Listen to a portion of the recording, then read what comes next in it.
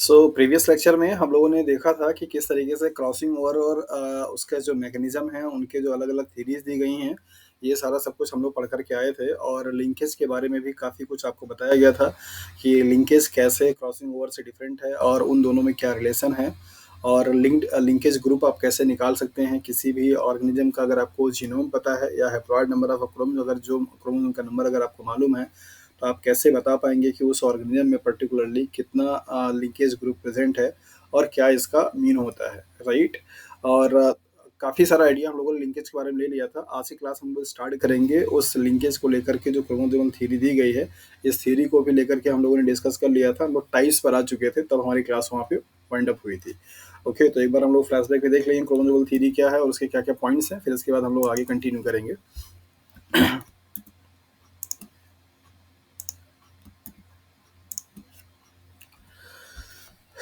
Okay, ये सारे points मैंने आप लोगों को बता दिए थे प्रीवियस क्लासेस में, जहाँ पर आप लोगों ने देखा था कि लिंकेज एक ऐसा कॉन्सेप्ट है जहाँ पे जो जीन्स होते हैं जो कि सेम क्रोमोसोम में प्रेजेंट होते हैं, वो जीन्स आपस में एक दूसरे के साथ में क्या होते हैं, स्टे करते हैं और generation to generation as it is क्या हो जाते हैं, पास आउट हो जाते हैं। उनमें कोई भी डिफ्रेंसिएशंस नहीं होता या उनमें कोई भी वेरिएशंस देखने को नहीं मिलते हैं, राइट। और इन जो क्रोमोसोम्स का होता है वो कोई लीनियर फैशन में होता है और सेम नंबर ऑफ क्रोमोसोम पे क्या होते हैं, पाए जाते हैं। सो दैट इज़ वाई इनमें आपको क्रॉसिंग ओवर देखने की पॉसिबिलिटी नहीं दिखाई देती है। हालांकि ओकेजनली कभी कभी क्रॉसिंग ओवर भी हो सकता है। ये सारे पॉइंट्स हम लोगों ने क्या किया था, डिस्कस कर लिया था और हम टाइप्स ऑफ लिंकेज पे बात कर रहे थे, जहाँ पर आपको बताया गया था कि लिंकेज को दो कैटेगरी में डिवाइड किया गया है, कंप्लीट लिंकेज और incomplete linkage, right. Complete linkage का मतलब साफ हो जाता है जहाँ पे वेरिएशंस की पॉसिबिलिटी ज़ीरो हो, मतलब पूरी तरीके से पेरेंटल ही कॉम्बिनेशन जो जीन का है वही as it is pass out हो जाए नेक्स्ट जनरेशन में। ऐसे टाइप के लिंकेज को आप क्या बोलते हैं, कंप्लीट लिंकेज के नाम से जानते हैं। सो वहाँ पे आपको रिकॉम्बिनेंट वाले जो जीन दिखाई देंगे या रिकॉम्बिनेंट वाले जो फैक्ट कैरेक्टर दिखाई देंगे वो क्या होंगे, ज़ीरो होंगे। सब के सब आपको उस जीन्स के द्वारा जो प्रॉपर्टी कोड की जाने वाली होगी वो एज इट इज़ पेरेंटल जैसा ही क्या होगा, दिखाई देगा। जबकि इनकम्प्लीट का मतलब क्या हुआ कि वहाँ पे लिंकेज इनकम्प्लीट नहीं है, that means there are some possibility of recombination, that means in next progeny there will be some percentage of the recombinant traits. तो ऐसे कंडीशंस में आपको कुछ पेरेंटल के अलावा रिकॉम्बिनेंट ट्रेड्स भी देखने को मिलते हैं। और आपको प्रीवियस क्लासेस में ये भी बताया गया था कि जो लिंकेज होता है, उन लिंकेज का जीनोटाइप और फिनोटाइप, जो क्रॉस का रेशियो होता है, वो नॉर्मल जो अनलिंक्ड जीन होते हैं उनसे क्या होता है, वेरिएशन शो करता है। आपको बताया गया था कि नॉर्मली अगर आपने पढ़ा है डाई हाइब्रिड क्रॉस और मोनो हाइब्रिड क्रॉस के बारे में, और जो कि दो आपके अनलिंक्ड जीन हो, तो उनके कंडीशंस में आपको बताया जाता है कि अगर आप डाई हाइब्रिड क्रॉस की बात करते हैं तो डाई हाइब्रिड क्रॉस में आपको जो फिनोटाइपिक रेशियो मिलता है वो क्या मिलता है, दैट इज़ 9:3:3:1 मिलता है, राइट। और अगर आप इसके टेस्ट क्रॉस की बात करते हैं तो टेस्ट क्रॉस में आपको क्या मिलता है, दैट इज़ 1:1:1:1 मिलता है। ओके, ये कैसा है, ये है फिनोटिपिक रेशियो आपका टेस्ट क्रॉस का और F2 जनरेशन का, ऐसे दो जीन का जो कि क्या है, अनलिंक्ड हैं, मतलब कि जिनमें कोई लिंकेज नहीं पाई जा रही है। लेकिन जब अगर आप लिंक्ड जीन की बात करते हैं तो ये रेशियो क्या होता है, आपका चेंज हो जाता है। ये जो डाई हाइब्रिड मीन्स दो जीन का जो इंट्रैक्शंस आप देख रहे हैं, ये जो इंट्रैक्शंस आपको 9:3:1 की रेशियो में दिखाई दे रहा है, वहाँ पे ये रेशियो चेंज होकर के क्या होता है, 3:1 हो जाता है। और ये वाला जो रेशियो आपको दिखाई दे रहा है वो एग्जैक्टली सिर्फ क्या हो जाता है, दैट इज़ द 1:1 हो जाता है।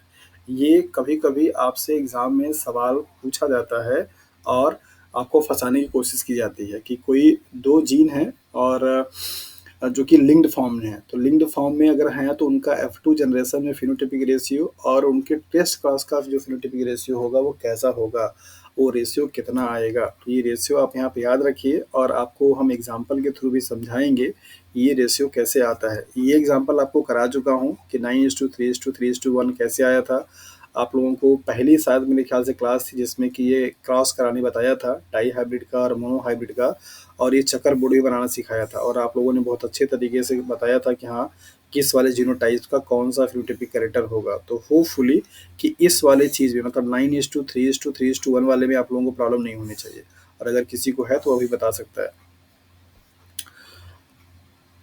सब लोगों को मालूम है अच्छे तरीके से बताया गया था येलो एंड राउंड का ग्रीन एंड रिंकल का क्रॉस करा करके F1 जनरेशन में सारे हाइब्रिड आए थे येलो एंड राउंड, और F2 जनरेशन में जब उनका सेल्फ क्रॉस कराया गया था तो वहाँ पे 16 डिफरेंट टाइप के कैरेक्टर्स आपको अपेयर हुए थे, जिसमें से 9 क्या था येलो राउंड था, और इसके बाद 3 क्या था येलो रिंकल्ड था, और इसके बाद 3 क्या था फिर आपका ग्रीन राउंड था, और एक क्या था आपका ग्रीन रिंकल था। ये 4 आपको दिखाई दे रहे हैं।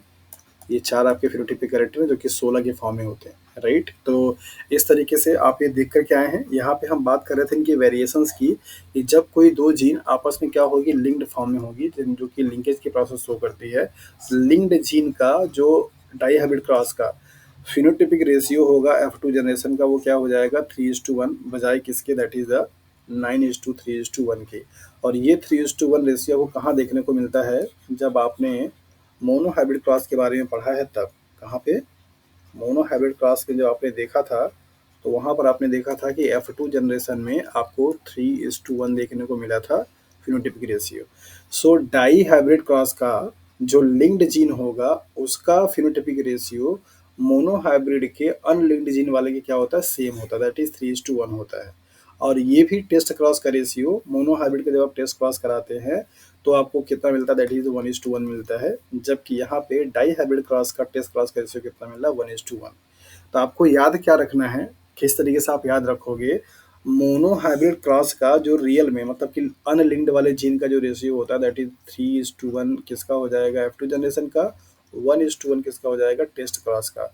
इस रेशियो को ही आप जब डाई हाइब्रिड क्रॉस किसका पढ़ेंगे, that is the linked gene का, तो यही सेम कन्वर्ट किसमें हो जाएगा आपका, उस वाले में। तो डाई हाइब्रिड लिंक्ड जीन का जो रेशियो होगा 3:1 एंड 1:1 कैसे होगा, इसको हम लोग यहाँ पे भी देखेंगे। आपको इससे पहले पढ़ा चुका हूँ कि आप कैसे, क्या हो गया, क्या हो जा रहा है।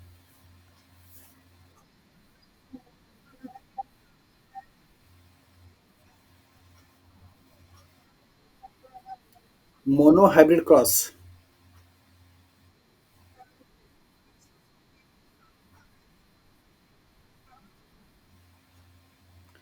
मैं आपको यहाँ पे बोल रहा था कि जो लिंक्ड जीन होती हैं, उनका डाइहाइब्रिड क्रॉस का जब आप रेशियो निकालते हो फिनोटिपिक और टेस्ट क्रॉस का, उनका रेशियो जो आता है वो मोनो हाइब्रिड क्रॉस के अनलिंक्ड जीन के बराबर आता है।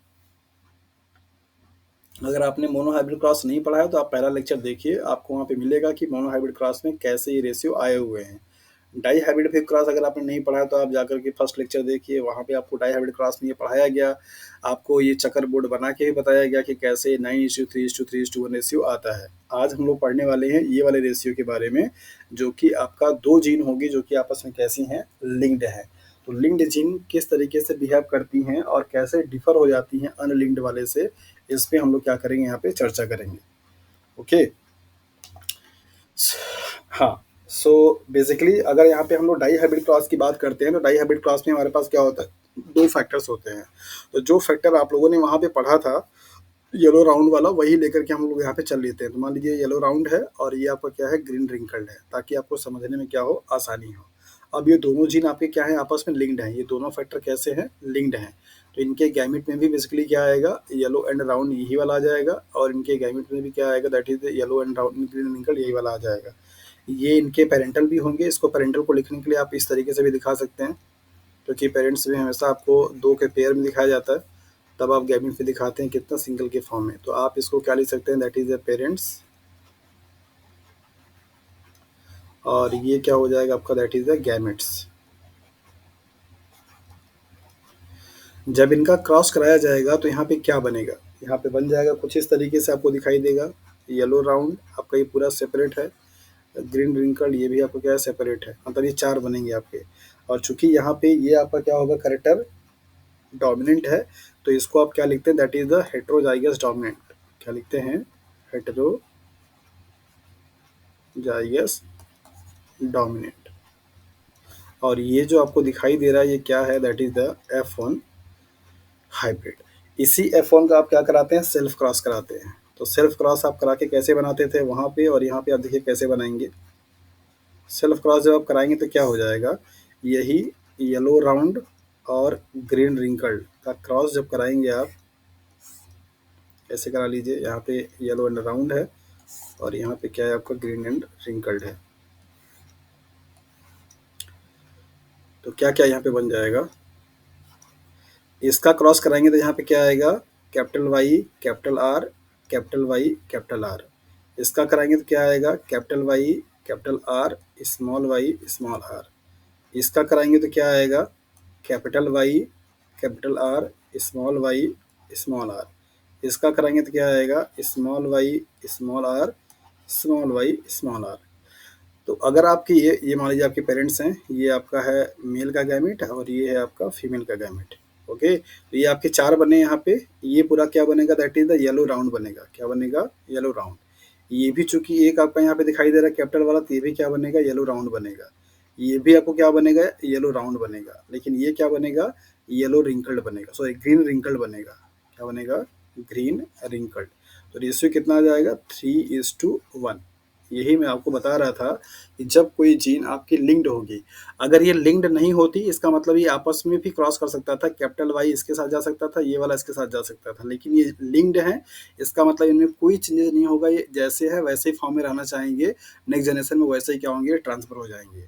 तो जब कोई डाई हाइब्रिड क्रॉस अगर लिंकेज को फिनोमिना को शो कर रहा होगा, तो वहां पे F2 जनरेशन में जो फिनोटिपिक रेशियो आएगा वो मोनो हाइब्रिड क्रॉस के F2 जनरेशन के बराबर आता है, दैट इज द 3:1 आता है।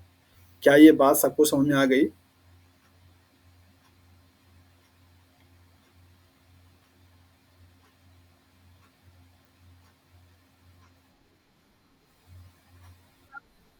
ओके, अब हम लोग देख लेते हैं टेस्ट क्रॉस करा करके कि टेस्ट क्रॉस में कैसे इसका रेशियो 1:1 आता है। तो टेस्ट क्रॉस किसके किसके बीच में होता है, जल्दी बताइए। हाँ जी, टेस्ट क्रॉस किसके किसके बीच में होगा।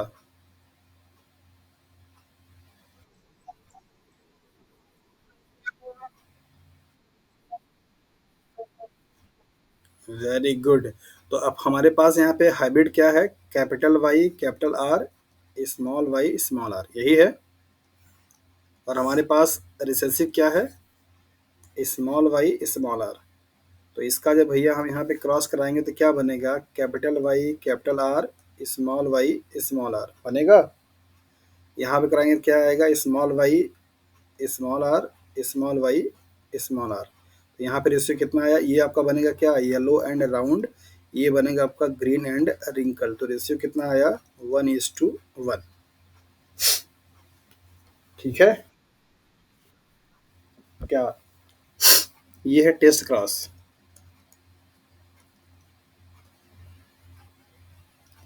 टेस्ट क्रॉस हमेशा F1 प्लस रिसेसिव पेरेंट्स के बीच में कराया जाता है।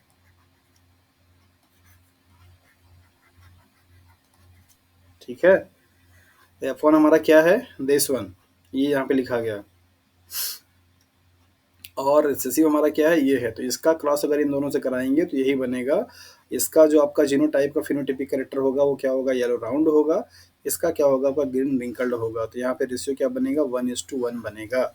सो टेक्निकली आप लोगों ने प्रूफ किया कि जब कोई डाई हाइब्रिड क्रॉस के जो जीन है या जो फैक्टर हैं अगर लिंकेज की फिनोमिना शो कर रहे होते हैं तो वहाँ पे मेंडल के जो लॉ दिए गए और मेंडल का जो आपका रेशियो आता है फिनोटिपिक और जीनोटिपिक का, उनके रेशियो से डेविएशंस दिखाई देता है। यहाँ पे डाई हाइब्रिड क्रॉस जो कि आपका लिंकेज की फिनोमिना शो कर रहा होगा, वहाँ पे F2 जनरेशन में जो फिनोटिपिक कैरेक्टर होगा वो 3:1 होगा इंस्टीड ऑफ 9:3:3:1 के। वाइल टेस्ट क्रॉस का रेशियो 1:1 होगा इंस्टीड ऑफ 1:1:1:1 के। क्लियर है बात?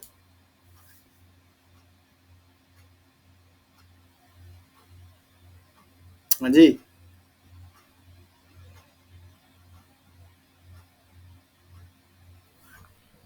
कोई कुछ बोल ही नहीं रहा।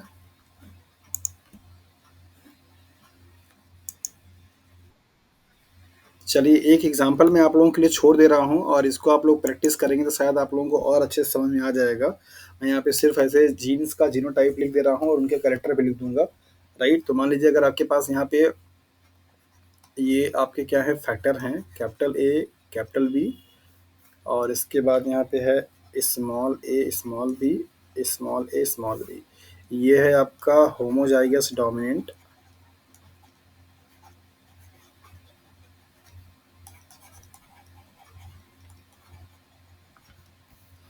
और ये है आपका होमोजाइगस रिसेसिव।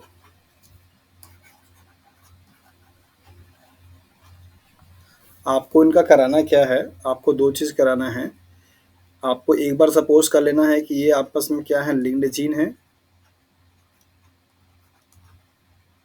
इस लिंक्ड जीन का आपको 2 चीज़ निकालना है। पहला F2 जनरेशन का फेनोटाइपिक रेशियो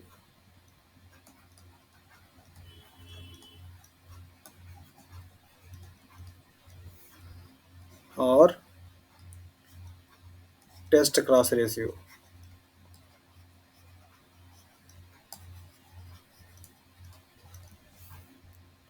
दूसरे केस में आपको सपोज़ कर लेना है अनलिंक्ड जीन है।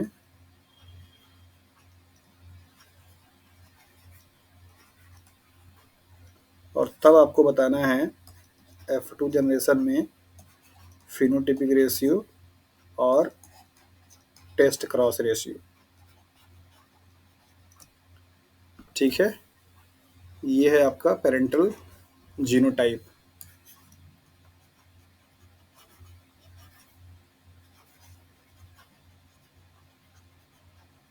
ठीक है? कर लेंगे?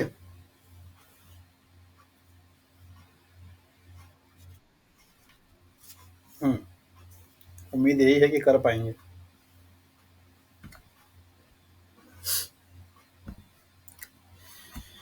चलिए, तो हम लोग आगे बढ़ते हैं और देखते हैं। सब आपने देख लिया कि किस तरीके से ये चीज़ें हो रही हैं, कैसे 9:3:3:1 का रेशियो 3:1 में कन्वर्ट हो जा रहा है। सो यहाँ पर आपको दिखाया जा रहा है कंप्लीट लिंकेज को लेकर के कि linkage which is not Altered and inherited as such without any crossing over. बताया जा रहा है कि ऐसे लिंकेज का प्रोसेस या ऐसे जीन जो कि बेसिकली जिनमें कोई भी चेंजेस नहीं होता है और विदाउट क्रॉसिंग ओवर के ही एक जनरेशन से नेक्स्ट जनरेशन में ट्रांसफ़र हो जाते हैं। ऐसे लिंकेज के फिनोमिना को कंप्लीट लिंकेज के नाम से जानते हैं। हालाँकि ये फिनोमिना बायोलॉजिकल सिस्टम में देखने में ज़्यादातर दिखाई नहीं देता है, रेयर कंडीशंस होता है, बट एक जगह पे रिपोर्ट किया गया है। तो बताया जा रहा है कि complete linkage is rare but has been reported in drosophila case. Drosophila का जो विंग्स का कलर है वहाँ पे ये चीज़ को रिपोर्ट किया गया है।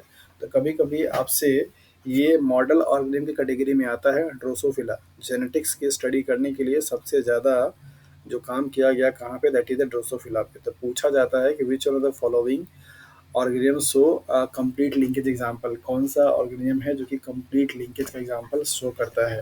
तो आप उस किस चीज़ के लिए उसको याद रखिएगा। यहाँ पे दिखाया जा रहा है phenotypic ratio for test cross is 1:1 और phenotypic ratio of dihybrid cross का F2 जनरेशन का क्या हो जाएगा, दैट इज 3:1। तो ये आपने यहाँ पे देख लिया। इनकम्प्लीट लिंकेज में दिया जा रहा है कि the phenomena of occasionally occur crossing over between two homologous chromosomes.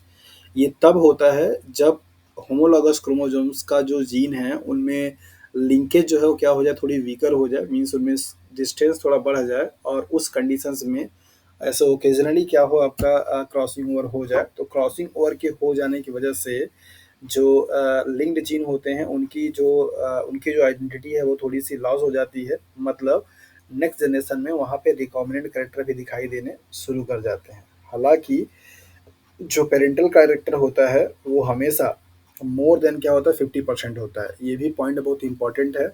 Incomplete linkage में पेरेंटल कैरेक्टर जो होगा वो मोर देन क्या होगा, 50% होगा। और अगर ईच पेरेंट्स की बात करेंगे मतलब कि मेल एंड फीमेल का, तो 25% से क्या होगा, ज़्यादा होगा। ठीक है? और जबकि रिकॉम्बिनेंट वाले का परसेंटेज क्या होगा आपका, 50% से लेस होगा। हालाँकि नया कैरेक्टर आपको वहाँ पे देखने को मिलता है, जैसा कि कंप्लीट लिंकेज में आपको देखिए मिलेगा कि सिर्फ़ और सिर्फ़ पी टाइप के दिखाई देंगे पेरेंटल टाइप के, आर टाइप क्या होगा, एब्सेंट होगा। जबकि यहाँ पे आर एंड पी मतलब पी एंड आर दोनों दिखाई देते हैं। इनका जो रेशियो होगा वो 50% होगा। मतलब आप बोल सकते हैं कि P always greater than R. जो परसेंटेज होगा पेरेंटल वाले का वो ज़्यादा होगा किसके वाले से, रिकॉम्बिनेंट वाले के। परसेंटेज में अगर आप बात करेंगे तो 50% होगा ओवरऑल, अगर सभी दोनों पेरेंट्स की बात करेंगे तो 25% से ज़्यादा होगा।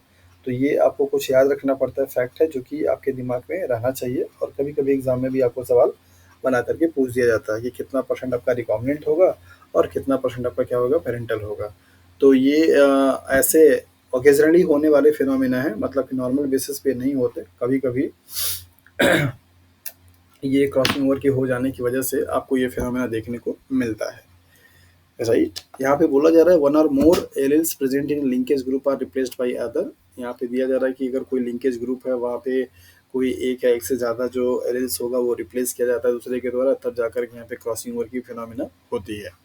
Okay, produced both parental and recombinant type, जबकि ऊपर वाले में आपको सिर्फ और सिर्फ पेरेंटल टाइप का मिलेगा, लेकिन इनकम्प्लीट लिंकेज में दोनों टाइप के आपको देखने को मिलते हैं।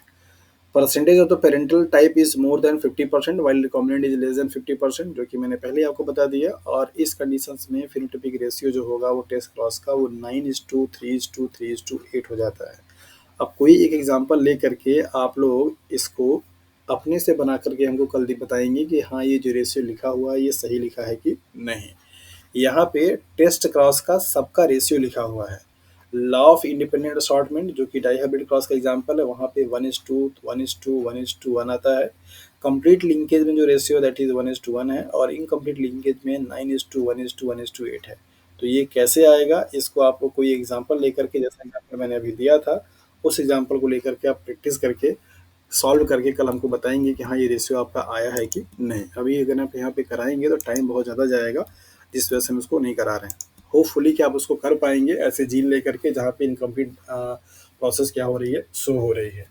थोड़ा सा एफर्ट्स लगाएंगे तो आसानी से आ जाएगा। इनकम्प्लीट जो जीन होते हैं उनके अरेंजमेंट को भी लेकर के सवाल पूछा जाता है कि किस किस कंडीशंस में आपके पाए जा सकते हैं, और आपको यहाँ पे दो कंडीशंस दिया जाएगा, और उस कंडीशंस को देख करके आपको बताना होगा कि किस कंडीशंस में लिंकेज के होने की पॉसिबिलिटी ज़्यादा है। यहाँ पे दो कंडीशंस आपको दिखे जा रहे हैं, सिस कॉन्फ़िगरेशन है और ट्रांस कॉन्फ़िगरेशन है। होपफुली कि आप इसको देख के समझ पा रहे होंगे। यहाँ पर आपको एक जीन है जो कि डोमिनेंट फॉर्म में है, यहाँ पे एक जीन है जो कि आपका रिसेसिव फॉर्म में है। ये आपका एक ए और बी दो डिफरेंट जीन है जो कि आपस में क्या है, लिंक्ड ग्रुप में है। ये जो आपको सर्कल दिखाई दे रहा है ये लिंकेज का ग्रुप है, इनका लिंकेज है यहाँ पे, दैट इज वाई ये सर्कल में दिखाई दे रहा है। अगर इस तरीके का ओरिएंटेशन है तो इसको आप बोलेंगे दैट इज सिस, और अगर इस तरीके का तो क्या बोलेंगे, ट्रांस। क्या डिफरेंस है इन दोनों में, यहाँ पे आप ध्यान से देखिए।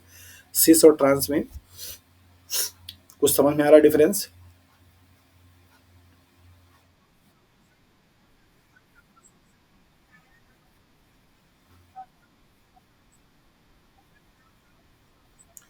इनका आप देखिए, जैसे अगर आप यहाँ पे देखेंगे तो यहाँ पे ये ऐसे पैरेलल है, क्या है, पैरेलल है। जबकि यहाँ पे आप देखेंगे तो ये क्या है, ऐसे क्रॉस में है।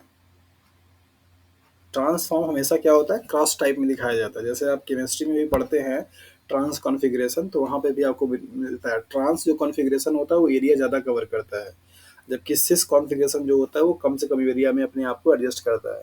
तो अगर मैं यहाँ से सवाल पूछूं आप लोगों से कि इन दोनों कंडीशंस में किस में लिंकेज होने की पॉसिबिलिटी ज़्यादा है, तो क्या बताएंगे,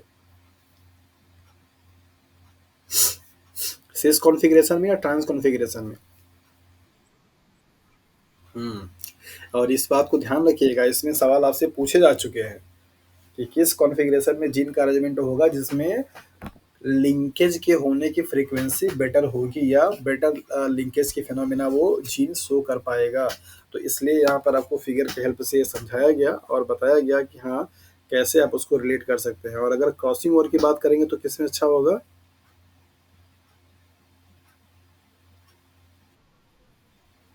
ठीक है, क्रॉसिंग ओवर लिंकेज एक दूसरे के जस्ट इनवर्सली प्रोपोर्शनल है। क्लोजेस्ट फॉर्म में होगा तो लिंकेज होगा, और अगर दूर के फॉर्म में होगा, डिस्टेंस होगी, तो क्या होगा, आपका क्रॉसिंग ओवर होगा। सो अब तक आप लोगों ने क्रॉसिंग ओवर का मैकेनिज्म पढ़ लिया, क्रॉसिंग ओवर के टाइप्स पढ़ लिए, क्रॉसिंग ओवर की थ्योरीज पढ़ लिया, और लिंकेज पढ़ लिया, लिंकेज के ग्रुप के बारे में पढ़ लिया, लिंकेज का जो टाइप्स है उसके बारे में पढ़ लिया। देख लिया आपने कि कैसे जीनोटाइप और फिनोटाइप का जो रेशियो है वो आपका नॉर्मल डाई हाइब्रिड क्रॉस से कैसे डिफर हो जाता है, अगर कोई डाई हाइब्रिड क्रॉस में इन्वॉल्व होने वाले दो फैक्टर या दो जीन लिंकेज के फिनोमेना को शो करते हैं तो आपने यहाँ पे इस लेक्चर्स में समझा कि लिंक्ड जीन और अनलिंक्ड जीन जो कि नॉर्मल होते हैं उन दोनों में अगर डाई हाइब्रिड क्रॉस होता है तो उनका रेशियो कैसा आएगा टेस्ट क्रॉस में as well as F2 generation में। तो ये सारी चीज़ें आपके दिमाग में रहनी चाहिए, यहाँ से बहुत अच्छे अच्छे सवाल पूछे जाते हैं। अब हम लोग मूव करेंगे अगले टॉपिक की तरफ जो कि हमारा है that is the genetical disorder. This is one of the most important and high percentage of marks accuracy. तो यहाँ से सवाल आपके एग्जाम में ज़्यादा पूछे जाते हैं और इसी तरीके से पूछे जाते हैं कि ये वाला जो डिजीज़ है वो रिसेसिव है या आपका एक्स लिंक्ड है या आपका वाई लिंक्ड है या ऑटोसोमल है, इस तरीके से। और आपके न्यूमेरिकल भी पूछे जाते हैं दे करके कि मान लीजिए कोई पेरेंट्स हैं, इनमें से एक कोई करियर है और एक कोई डिसऑर्डर्ड है तो उनका बच्चा कैसा होगा, इस तरीके के सवाल आपसे पूछे जाते हैं। तो भी अगर आपके पास कॉपी पेन नहीं है तो आप अरेंज कर लीजिए, हम 1 मिनट का समय दे देते हैं क्योंकि आपको इस पे प्रैक्टिस करना होगा। आपको समझना होगा कि आप कैसे इसको निकाल पाएंगे कि कोई भी पेरेंट्स अगर है तो आप उसको देख करके बता पाएंगे कि उनका चाइल्ड जो होगा वो डिजीज से सफ़र करेगा भी कि नहीं करेगा, राइट। तो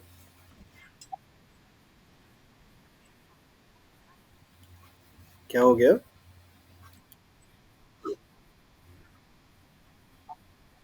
क्रोमोसोम भी बोल सकते हैं और वो 2 ग्रुप को रिप्रेजेंट कर रहा है। जैसे जो सर्कल था ना, एक सर्कल एक एक एक आपके लिंक्ड ग्रुप को है और दूसरा सर्कल आपका दूसरे लिंक्ड ग्रुप को है। अब ये लिंक्ड ग्रुप आपके एक सेम क्रोमोसोम पे भी हो सकते हैं, डिफरेंट पे भी हो सकते हैं।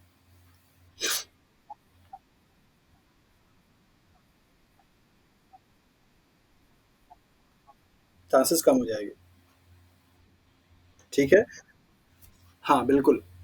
अब हम लोग देखेंगे जेनेटिकल डिसऑर्डर को लेकर के। जेनेटिकल डिसऑर्डर अगर देखा जाए तो इसको बेसिकली हम लोग 2 कैटेगरी में डिवाइड कर लेते हैं। मतलब जिसमें कि आपको दिया जाता है कि कोई आपके जीन में कोई म्यूटेशंस हो जाए और एक दिया जाता है आपके क्रोमोसोम के नंबर में कोई प्रॉब्लम हो जाए। तो क्रोमोसोम के नंबर में, क्रोमोसोम के स्ट्रक्चर में जो वेरिएशंस था, एबनॉर्मलिटीज़ थी, उसको हम लोग प्रीवियस लेक्चर में पढ़ कर के आ चुके हैं। जहाँ पर आप लोगों ने पढ़ा था nullisomy, monosomy, trisomy, tetrasomy, Klinefelter syndrome, Patau syndrome, Down syndrome, Edward syndrome, Turner syndrome, ये सब कुछ आप लोग पढ़ कर के आए हैं। उसके पीछे का जो लॉजिक था मियोसिस में नॉन डिग्नेशंस हो जाने का, उसके बारे में हम लोगों ने देखा था, राइट। आज के इस क्लास में अभी जो जेनेटिकल डिसऑर्डर आपको पढ़ने को मिलेगा वो हम लोग बात करेंगे उन सारे जेनेटिकल डिसऑर्डर को जो किसी पर्टिकुलर जीन की वजह से हो रहा है, जो किसी पर्टिकुलर एंजाइम की डिफिशिएंसी वजह से हो रहा है। इनमें से सबसे ज़्यादा मोस्ट जो कॉमन है उनके बारे में हम लोग डिस्कस करेंगे। Most common and prevalent genetic disorder are haemophilia, cystic fibrosis, sickle cell anaemia, colour blindness, glycopenia and thalassaemia etcetera. ये आपके जो डिजीज़ हैं वो सब के सब आपके जेनेटिकल डिसऑर्डर की कैटेगरी में आते हैं, क्योंकि इन सभी में बेसिकली इन सबके जो मेटाबॉलिक प्रोसेसेस होते हैं इनमें इन्वॉल्व होने वाले कोई जो एंजाइम है या कोई प्रोटीन है या कोई फैक्टर है या कोई पिगमेंट है, उन प्रोटीन, फैक्टर, एंजाइम, प्रोटीन के जीन में कुछ न कुछ एबनॉर्मलिटीज़ हुई है जिससे कि जो पाथवे है या जो आपका साइकिल चल रहा है उस पाथवे में क्या आई है, एबनॉर्मलिटीज़ आई है। और इस टाइप के एबनॉर्मलिटीज़ को आप जेनेटिकल एबनॉर्मलिटीज़ या जेनेटिकल डिसऑर्डर के नाम से जानते हैं।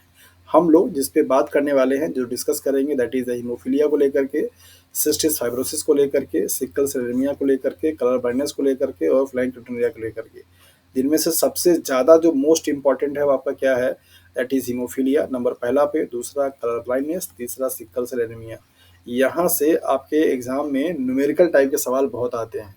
सवाल आपका कैसे बनेगा उस पे भी हम लोग बात करेंगे और देखेंगे और समझेंगे कि इस तरीके के न्यूमेरिकल को आप कैसे लगा पाते हैं। Okay, first of all that is the colour blindness. ये एक ऐसी बीमारी है जहाँ पर बेसिकली कोई भी पेशेंट जो कि इस बीमारी से सफ़र कर रहा होता है, वो जो प्राइमरी कलर्स होते हैं रेड, ब्लू और ग्रीन, इनमें बेसिकली डिफरेंशिएट करने में क्या होता है, प्रॉब्लम कर जाता है। आपको मालूम है कि आपके आइज़ में 2 टाइप की सेल्स पाई जाती हैं जो कि लाइट रिसेप्टर्स होती हैं या लाइट सेंसिटिव होती हैं, जिनको कि आप रॉड सेल्स और कोन सेल्स के नाम से जानते हैं, राइट? होपफुली कि आप लोगों ने जाना होगा। रॉड सेल्स वो होती हैं जो कि आपको नाइट में देखने के लिए क्या होती हैं, रिस्पॉन्सिबल होती हैं। क्या होती हैं? नाइट में। कोन सेल्स वो होती हैं जो कि आपको डे टाइम में देखने के लिए रिस्पॉन्सिबल होती हैं। बहुत पहले भी आपको बताया था, फिर से आप सुन लीजिए। आपको मालूम है कि आपकी आँख में एक टाइम पे सिर्फ़ एक ही टाइप की सेल्स एक्टिव हो सकती है। या तो वो कोन सेल होगी या तो फिर क्या होगी, आपकी रॉड सेल होगी। आपने इमेजिन किया होगा और आपने देखा भी होगा, कभी नोटिस भी किया होगा कि जब आप मई, जून, जुलाई के महीने में बाहर बहुत तगड़ी धूप होती है और आप बाहर से अपने रूम में एंटर करते हैं, तो आपको कुछ सेकंड्स के लिए या कुछ टाइम तक के लिए रूम में पूरा एकदम अंधेरा दिखाई देता है। कुछ समझ में नहीं आता कि रूम में कुछ है भी कि नहीं है। नोटिस किया कभी? या सिमिलरली जब आप रूम में बैठे हुए रहते हैं और अचानक से आप बाहर निकलते हैं और बाहर बड़ी तगड़ी धूप हो, 12-1-2 बज रहा हो, तो आपकी आँख एक कुछ सेकंड्स के लिए ऐसे ब्लिंक नहीं कर पाती, मतलब लगता है कि हाँ, खोलने में बड़ी दिक्कत हो रही है। महसूस किया कभी ऐसा?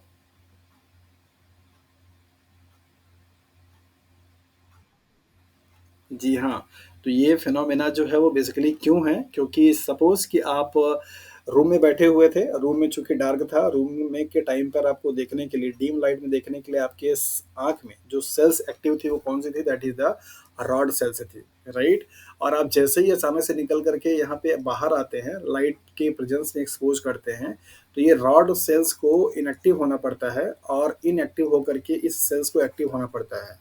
तो जो टाइम ड्यूरेशंस इस रॉड सेल्स को इनएक्टिव होने में और इस कोन सेल्स को एक्टिव होने में लगता है, उतने टाइम ड्यूरेशंस तक, मतलब कुछ सेकंड्स तक या माइट बी पॉसिबल मिनट तक आपको देखने में थोड़ी प्रॉब्लम होती है, मतलब चीज़ें सही से दिख नहीं पाती हैं।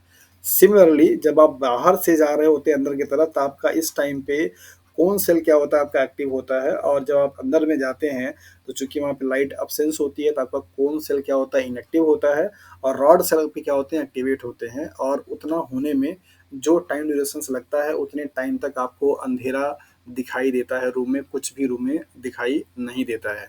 और अगर अब तक आप लोगों ने इस चीज़ को वैसे तो नोटिस किया ही होगा, नेचुरल सा फिनोमेना है, सब लोग गर्मी से बाहर बाहर से अंदर में आते हैं तो उनको दिख जाता है, और अगर नहीं भी किए हैं, अभी भी आप ट्राई कर लीजिएगा। आप जब दिन में से, दोपहर में से अपने रूम में एंटर करिए, तो आपको कुछ टाइम तक रूम में आपको कुछ एकदम ब्लैंक ही दिखाई देगा, कुछ दिखेगा नहीं। It's called as what? इस फिनोमेना को एक नाम देते हैं, बताइए कोई? ये एग्जैक्टली। हाँ, एकोमोडेशंस भी बोलते हैं और विजिबल एडजस्टमेंट के नाम से भी जाना जाता है कि आपकी आँख एडजस्ट करती है अपने आप को। तो कलर ब्लाइंडनेस का कॉन्सेप्ट क्या है? आपके आपके आँख में एक ऐसी रोडोप्सिन्स है, मतलब एक ऐसा पिगमेंट है जो सेल्स उस वो सेल है जो कि आपको दिखाता है डे टाइम में और कलर में डिफरेंशिएट कराता है। तो पर्सन्स के आँख में पाए जाने वाली वो रॉड सेल जो कि रेड कलर और ग्रीन कलर में डिफरेंशिएट करने के लिए रिस्पॉन्सिबल थी, वो रॉड सेल्स आपकी क्या होती है, खराब हो जाती है, जिसकी वजह से the person suffering from colour blindness are not able to distinguish और differentiate between the red colour and blue colour. That is why जब भी आप रेलवे का लोको पायलट का फॉर्म फिल करते हैं, तो आपका पहले आई चेकअप होता है, मेडिकल चेकअप किया जाता है, कहीं आपको कलर ब्लाइंडनेस तो नहीं है। पता लगा आगे सिग्नल जल रही है और आपको दिखाई नहीं दिया कि भैया वो सिग्नल है भी कि नहीं, आप धड़ाले से लेके चले गए, तो मालूम चला कि सब इधर उधर हो गया। तो कलर ब्लाइंडनेस एक ऐसी बीमारी है जहाँ पे पर्सन जो होता है वो रेड कलर में और ग्रीन कलर में डिफ्रेंशिएट नहीं कर पाता। ऐसा इसलिए क्योंकि उसकी आंख में पाए जाने वाले रॉड सेल्स में डिफेक्ट हो जाता है, right? Rod sales and cone cells का एग्जांपल आप लोगों ने यहाँ पे देखा और समझा कि इसका क्या सिग्निफिकेंस है। आपकी आंख ऐसा क्यों कर एडजस्ट जो कर रही है, अकोमोडेट कर रही है, वो इस वजह से हो पा रहा है क्योंकि दोनों सेल्स जो हैं अलग अलग टाइम पे काम करने के लिए होते हैं। जो जिसे आप उल्लू बोलते हैं, उनके बॉडी में, मतलब अगर हम आपसे पूछें कि हमारे आँख में रॉड सेल की परसेंटेज ज़्यादा है या कोन सेल की, तो क्या बताएँगे?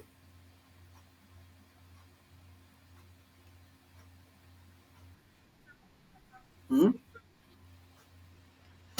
इक्वल इक्वल नहीं है। आप नाइट में देखने में सक्षम नहीं हैं। आप नाइट में देख नहीं पाते हैं। नाइट में कौन देखता है?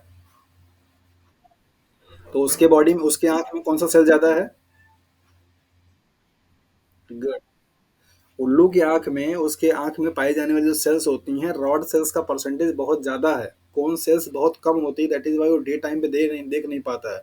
डे टाइम पे चक्कर खा जाता है बेचारा। जैसे हम लोग नाइट टाइम पे कहीं अगर जा रहे होते हैं तो हमें थोड़ी बहुत लाइट चाहिए होती है। कहीं न कहीं से सोर्स ऑफ लाइट थोड़ी बहुत भी अगर आती है, हम उसमें देख पाते हैं। लेकिन अगर पूरी तरीके से अगर आप टेस्ट करना चाहते हैं कि आप रात में देख सकते हैं कि नहीं, एक आपका आपका कमरा हो जिसमें कोई भी विंडोज़ ना हो, कोई भी वेंटिलेशंस ना हो, पूरी तरीके से एकदम सट हो, पूरा तरीके से बंद हो और आप उसमें देखेंगे, आपको देखने में बहुत दिक्कत आएगी, आप नहीं देख पाएँगे।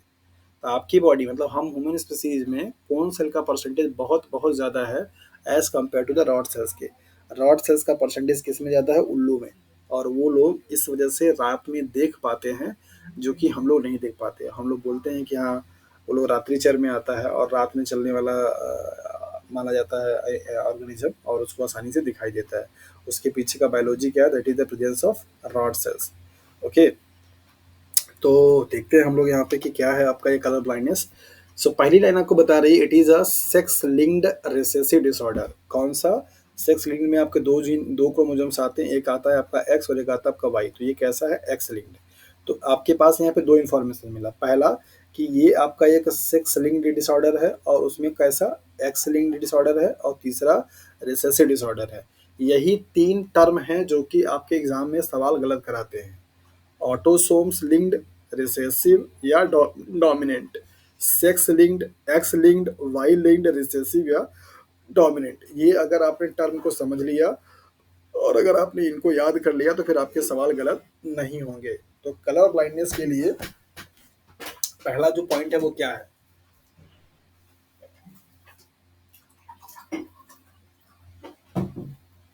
पहला पॉइंट है दैट इज ये एक एक्स लिंक्ड है। एक्स चूंकि आपका सेक्स क्रोमोसोम में आता है दैट इज वाई यहाँ पे सेक्स लिंक्ड लिखा गया। तो एक्स लिंक्ड है और ये कैसा है? रिसेसिव है। कोई भी करेक्टर या कोई भी डिजीज अगर रिसेसिव होती है तो उसका बेनिफिट मिलता है या नुकसान?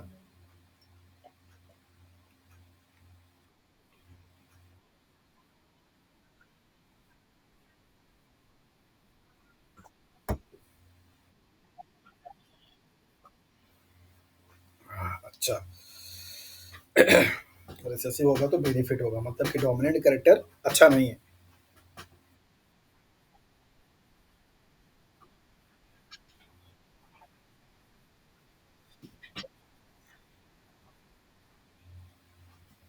मतलब हम ये बोल सकते हैं कि जो डोमिनेंट कैरेक्टर है वो बेकार कैरेक्टर है।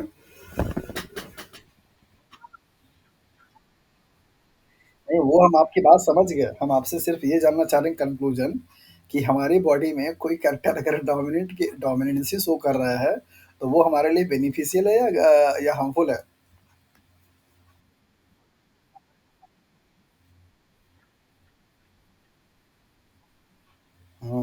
ये स्टेटमेंट आपका सही है कि अगर हम लोग बात सर नॉर्मल ट्रेड्स की करेंगे तो उस कंडीशंस में डोमिनेंट कैरेक्टर हमारे लिए बेनिफिशियल है बिकॉज वो हर टाइम पे एक्सप्रेस कर सकता है। लेकिन अगर हम लोग बात डिसऑर्डर या डिजीज की करेंगे तो उस कंडीशंस में रिसेसिव होना ज़्यादा ज़रूरी है। अगर रिसेसिव है दैट मीन्स की प्रॉब्लम हमको कम होगी। ओके, और दूसरा सवाल मेरा यहाँ पे ये है कि ये एक रिसेसिव डिसऑर्डर है और ये एक एक्स लिंक्ड डिसऑर्डर है। इससे मेल कैंडिडेट ज़्यादा प्रभावित होंगे, अफेक्टेड होंगे या फीमेल?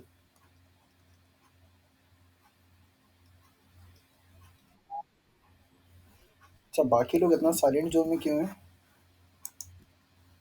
कौन कौन जुड़ा? अनामिका, रितु, दृश्या, प्रियंका, रानू, ज्योति। लगभग सभी लोग जुड़े हैं तो बाकी लोग क्यों नहीं बोल रहे हैं कुछ?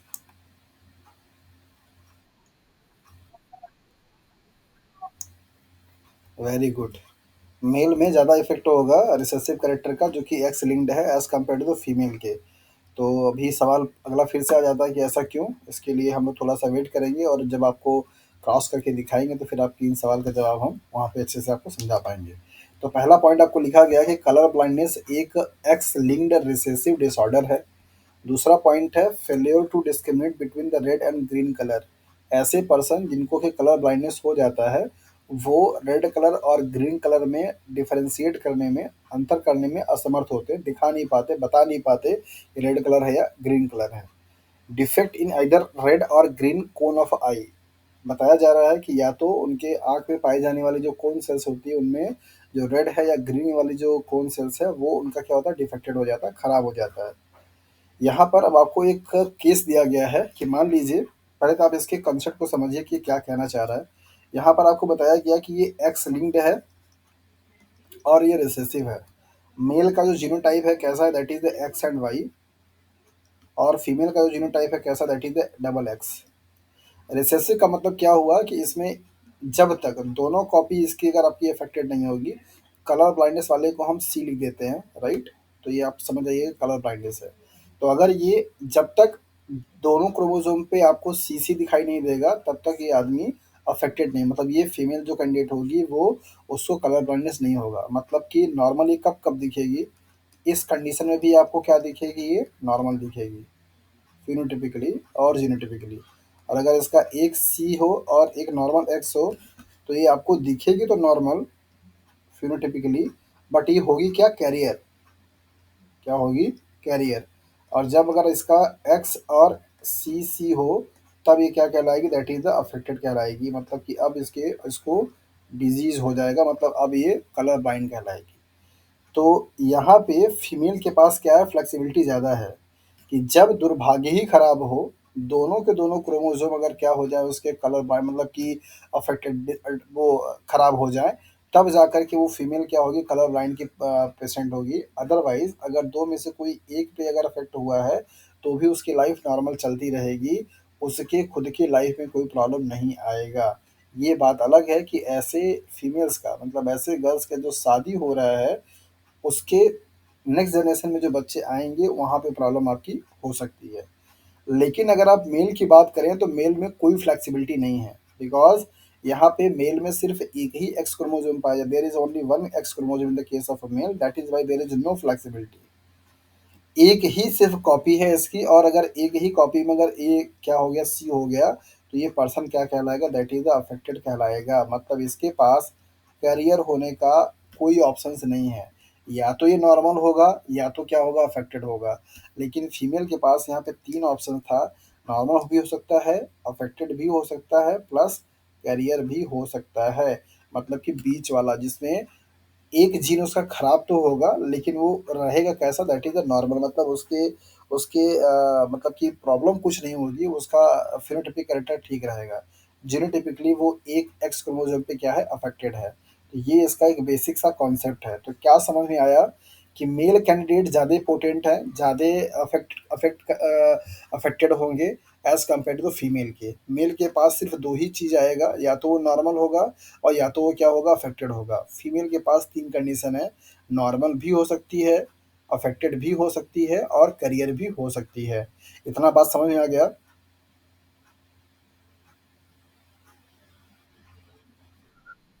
चलिए अब हम लोग यहाँ पे क्रॉस देखेंगे और इस क्रॉस से आपको अच्छे से आंसर करना है। यहाँ पे लिख रखा है कि फादर नॉट कलर ब्लाइंड, मतलब कि एक फादर है जिनका कि एक्स वाई क्रोमोसोम है और ये नॉर्मल है। नॉर्मल वाले को हम यहाँ पे एन लिख देते हैं, राइट? मदर कलर ब्लाइंड है। अब मदर का ये मान लीजिए क्या है, मदर है, ये कलर ब्लाइंड है। तो कलर ब्लाइंड वर्ड लिखा हुआ है, इसका मतलब क्या होगा, इनका दोनों का दोनों क्या होगा, सी और सी होगा। एक मिनट में यहाँ लिखता हूँ इसको, X Y plus X X. यहाँ पे दिया गया कि ये नॉर्मल है, मेल कैंडिडेट क्या है, नॉर्मल है। फीमेल के लिए लिख रखा है क्या, mother colour blind. Colour blind का मतलब क्या हुआ कि दोनों ही जो एक्स होंगे वो क्या होंगे, आपके सीसी होंगे। तो अब इनसे जो चाइल्ड बनेगा उसकी पॉसिबिलिटी क्या बनेगी, देखिए यहाँ पे अगर आपका इनसे क्रॉस कर कराया जाएगा तो क्या बनेगा, एक्स और एक्स, एक आपका क्या होगा नॉर्मल, एक क्या होगा आपका सी। इसका क्रॉस कराएंगे तो क्या बनेगा, एक्स और एक्स, एक आपका क्या होगा नॉर्मल, एक क्या होगा सी। अगर इससे क्रॉस कराएंगे तो क्या होगा भैया, यहाँ पे बनेगा एक्स सी और वाई। सेम वही यहाँ पे भी हो जाएगा, एक्स वाई, मतलब एक्स सी और वाई। तो ये जो मेल बनेंगे मतलब जो बॉयज़ बनेंगे, 100% बॉयज़ जो होंगे वो सब के सब क्या होंगे, अफेक्टेड होंगे। होंगे कि नहीं होंगे? जबकि जो फीमेल बनेगी मतलब जो गर्ल चाइल्ड बनेगी, गर्ल चाइल्ड में कोई भी अफेक्टेड नहीं होगा, सिर्फ क्या होंगे आपके, कैरियर बनेंगे। क्या बनेंगे, कैरियर बनेंगे। तो जब पेरेंट्स में मदर क्या हो आपकी, कलर ब्लाइंड हो और फादर क्या हो आपका, नॉर्मल हो, वहाँ पे पॉसिबिलिटी क्या बनता है कि 50% चिल्ड्रेन मतलब चाइल्ड जो होंगे वो क्या होंगे आपके, अफेक्टेड होंगे, और 50% क्या होंगे आपके, दैट इज़ द कैरियर होंगे। और ये जो कैरियर होगी वो क्या होगी, गर्ल चाइल्ड होगी, और जो अफेक्टेड होगा वो क्या होगा आपका, बॉयज़ होगा। यही बात आपको यहाँ पे समझाया गया है। आप यहाँ पे देख लीजिए, यहाँ पे दिया जा रहा है कि सन कलर ब्लाइंड होगा, सन कलर ब्लाइंड होगा, डॉटर जो होगी वो क्या होगी, कैरियर होगी, किसकी, कलर ब्लाइंड वाले जीन की, क्योंकि इसका एक जो है एक्स क्या होगा अफेक्टेड होगा। तो क्या ये बात समझ में आई कि पहला केस आपको यहाँ पे दिया गया, ये फादर आपके क्या हैं, नॉर्मल हैं, मदर आपके क्या हैं, कलर ब्लाइंड हैं। तो उस केस में आपने रिजल्ट में देखा कि 4 जो बच्चे हो रहे हैं उसमें से 50% बच्चे कैसे होंगे, अफेक्टेड होंगे मतलब कलर ब्लाइंड होंगे, 50% बच्चे कैसे होंगे, कैरियर होंगे। जो बच्चे कैरियर होंगे वो कौन होंगे, that is a girl child. ये बताने की ज़रूरत ही नहीं है, क्योंकि शुरू में ही आपने देख लिया कि मेल मतलब कि बॉयज़ जो होंगे वो सिर्फ़ 2 कंडीशन शो करेंगे, या तो वो अफेक्टेड होंगे या तो वो नॉर्मल होंगे। कैरियर वर्ड जहाँ पे वर्ड जुड़ जाए आप समझ जाइएगा, आँख बंद करके दिमाग में रख लीजिए कि वो सिर्फ़ और सिर्फ़ गर्ल चाइल्ड की बात कर रहा है या फीमेल जेंडर की बात कर रहा है। वहाँ पे मेल का कोई सवाल नहीं है। क्या ये क्रॉस सबको समझ में आ गया? अब हम आपको एक प्रॉब्लम देंगे इसी सेम बेसिस पे और आपसे इस जानना चाहेंगे कि आप इसका क्या आंसर करेंगे। तो प्रॉब्लम आपके सामने जो है वो कुछ इस तरीके से है कि मान लीजिए जो मदर हैं, वो क्या है, कैरियर हैं, राइट? और फादर नॉर्मल हैं। तो अब इनका अगर आप क्रॉस कराते हैं तो जो आपके जनरेशंस में बच्चे आएँगे उनका क्या परसेंटेज होगा, कितने लोग अफ़ेक्टेड होंगे, कितने लोग नहीं होंगे, ये आपको बताना है। तो मैं जीनोटाइप लिख दे रहा हूँ, पहली बार है आपका, लेकिन नेक्स्ट टाइम से जब ऐसे मैं दूँगा तो आपको बनाना पड़ेगा। मदर कैरियर है इसका मतलब क्या होगा, एक्स एक्स होगा, ए क्या होगा, सी होगा। फादर नॉर्मल है इसका मतलब क्या होगा, एक्स एंड वाई होगा। जल्दी से कॉपी पेन पे क्रॉस करके मुझे बताइए कि 4 बच्चे जो बनेंगे उनमें से कितने अफ़ेक्टेड होंगे, कितने नॉर्मल होंगे, कितने कैरियर होंगे? तुरंत बताइए।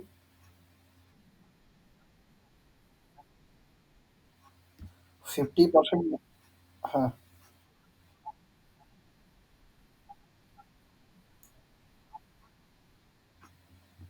मतलब तीनों टाइप का फिनोटाइप बनेगा, नॉर्मल भी, कैरियर भी, अफेक्टेड भी, हाँ? नॉर्मल कोई नहीं है।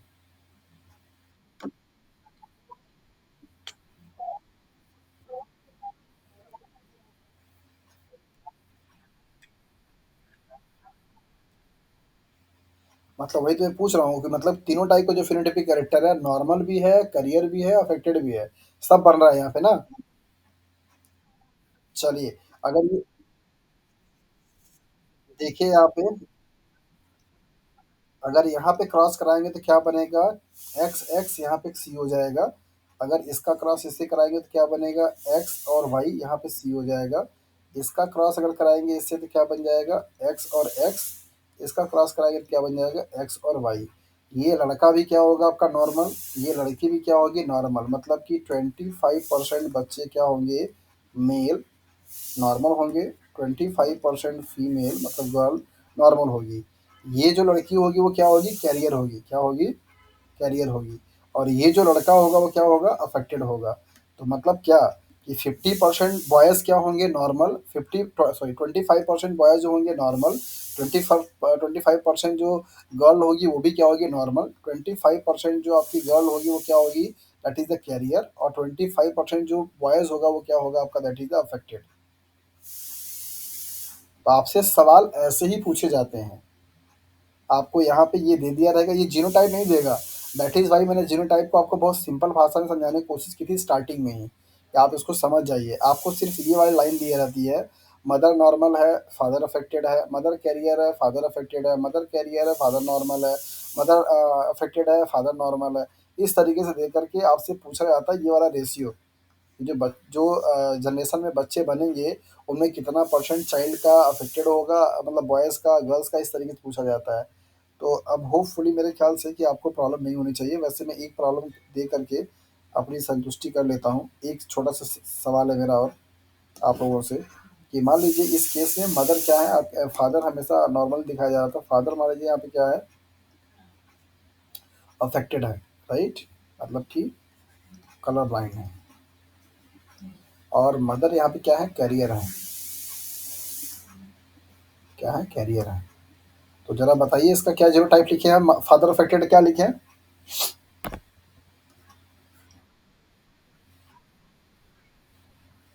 और इनका?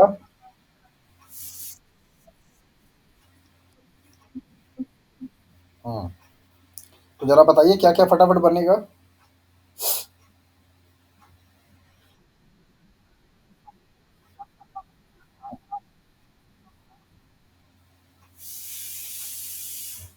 चलिए वेरी गुड।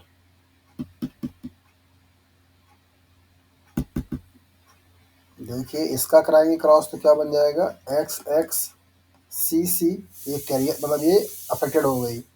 इसका कराएँगे इससे तो क्या बनेगा एक्स एक्स और इस पे सी है, ये क्या हो जाएगी कैरियर हो जाएगी।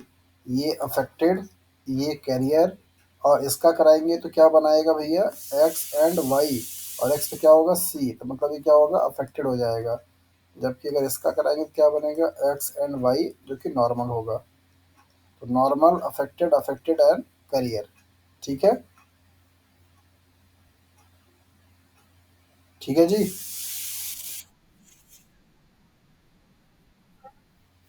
हैं? नहीं, नहीं, एक फीमेल अफेक्टेड है, एक एक फीमेल करियर है, एक मेल अफेक्टेड है और एक मेल नॉर्मल है।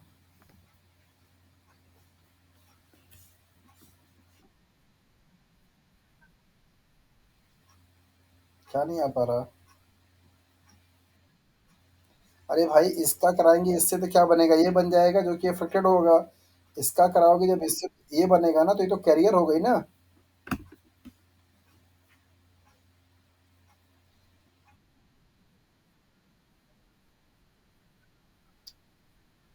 कहाँ वाई पे सी है?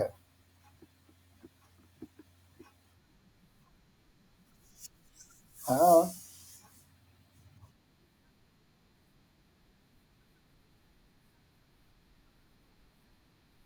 यहाँ पे बना तो ये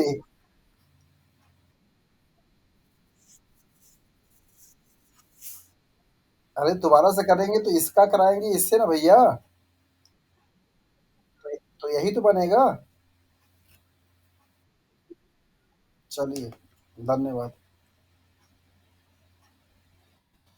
ओके, नेक्स्ट है हीमोफीलिया। हीमोफीलिया भी वैसा ही पैटर्न शो करता है जेनेटिक्स का, जैसा कि आपने अभी पढ़ा कलर ब्लाइंडनेस के लिए। मतलब ये भी एक एक्स लिंक्ड रिसेसिव डिसऑर्डर है। तो जिस तरीके की प्रैक्टिस आप लोगों ने कलर ब्लाइंडनेस के लिए किया है, वैसा ही सेम सवाल, सेम टाइप के न्यूमेरिकल आपसे हीमोफीलिया के लिए पूछे जाते हैं। यहाँ पे भी मदर जो होगी वो आपकी मतलब गर्ल जो चाइल्ड होगी मतलब फीमेल जो जेंडर होगा वो कैरियर हो सकता है, वो आपका अफेक्टेड हो सकता है, वो आपका नॉर्मल हो सकता है। जबकि मेल जो कैंडिडेट होंगे मतलब मेल जेंडर जो होगा, वो हमेशा या तो आपका अफेक्टेड होगा और या तो आपका क्या होगा नॉर्मल होगा। यही सेम पैटर्न आपने कलर ब्लाइंड में भी पढ़ कर के भी आया है। तो आप इसके बारे में पढ़ लीजिए, फिर आपको एक हम प्रॉब्लम देंगे, आप उसको जल्दी से करके फिनिश कर लीजिएगा। तो ये स्टेटमेंट क्या है इसको लेकर के कि it is also a x linked recessive disease. Haemophilia है क्या पहले आप इसको समझ लीजिए। हीमोफीलिया एक ऐसा डिसऑर्डर है, ये प्रॉब्लम है, जहाँ पे नॉर्मल कंडीशंस में मान लीजिए अगर हमारा ये पूरा ब्लड का वेसल्स है और अगर यहाँ पे कहीं पे हमारा लीकेज हो जाता है, ब्रेकेज हो जाता है,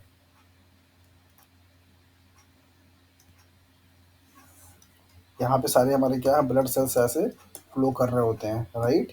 तो ये ब्लड हमारा क्या करता है यहाँ पे फ्लो करता है। मतलब जब लीकेज होगा ये मान लीजिए क्या है आपका ब्रेकेज है, टिश्यूज़ आपके क्या हो गए ब्रेक हो गए और ब्रेकेज के बाद आपका ब्लड क्या करता है फ्लो करना शुरू कर देता है, यहाँ आना शुरू हो जाते हैं। लेकिन तुरंत उसके बाद हमारी बॉडी में एक पाथवे चलना शुरू हो जाता है जिसमें कि आपके कुछ प्रोटीन्स बनते हैं, जिनमें से सबसे इम्पोर्टेंट प्रोटीन्स क्या है? फाइब्रिनोजेन। क्या है? फाइब्रिनोजेन। जो करता क्या है ऐसे फाइबर्स का नेटवर्क बनाता है लाइक दिस। और ये नेटवर्क में आकर के आपके जो आरबीसी सेल्स होते हैं ना ट्रैप हो जाते हैं, जिसकी वजह से यहाँ पे लीकेज हुआ होता है, यहीं पे फाइब्रिनोजन प्रोटीन आती है और पूरा का पूरा ऐसे क्या करता है नेटवर्क लाइक स्ट्रक्चर बना देता है, जिसकी वजह से आपके जो ब्लड सेल्स अब तक फ्लो हो रहे थे आकर के सब यहीं पे क्या होते हैं ट्रैप हो जाते हैं। और आपने नोटिस किया होगा कि जहाँ कहीं पे भी आपको चोट लगती है, आप देखे होंगे कि वहाँ पे हल्का सा हार्ड बन जाता है ब्लड आपका वहाँ पे, क्योंकि वो पूरा फाइब्रिनोजन क्या करता है पूरे ब्लड सेल्स के फ्लो को यहीं पे ट्रैप कर लेता है, रोक लेता है।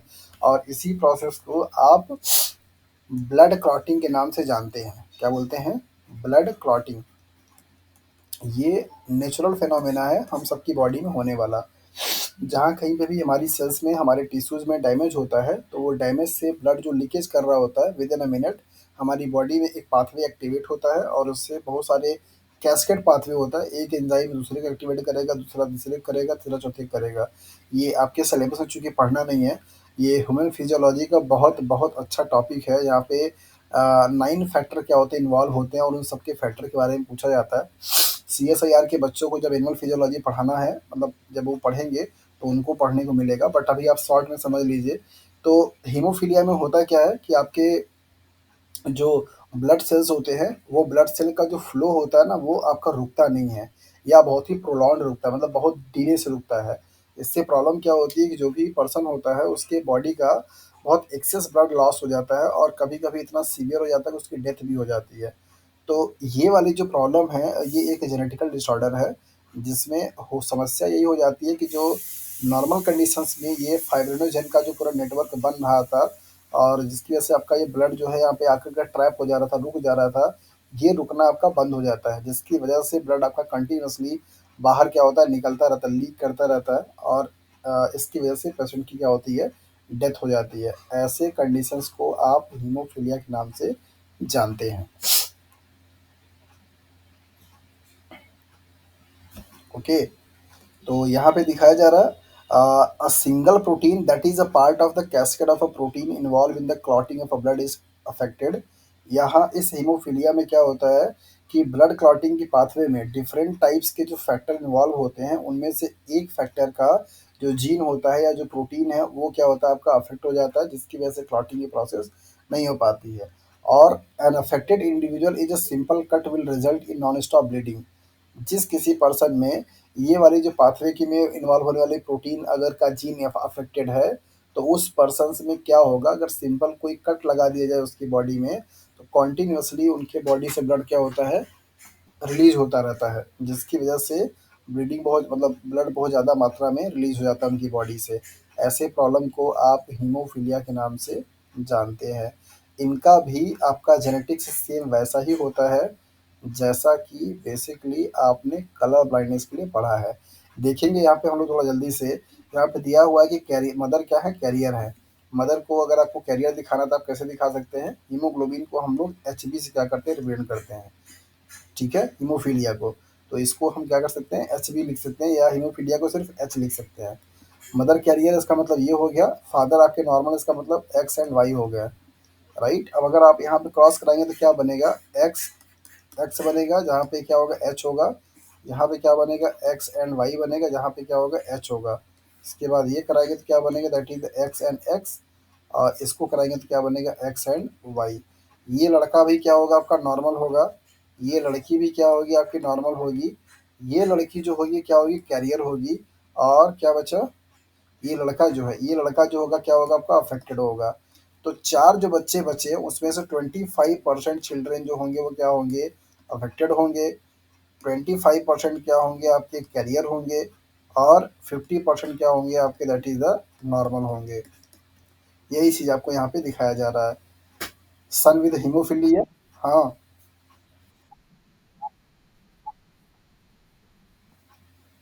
हाँ, करता है, क्यों नहीं? अभी तो ट्रीटमेंट मतलब बहुत सारा आ गया।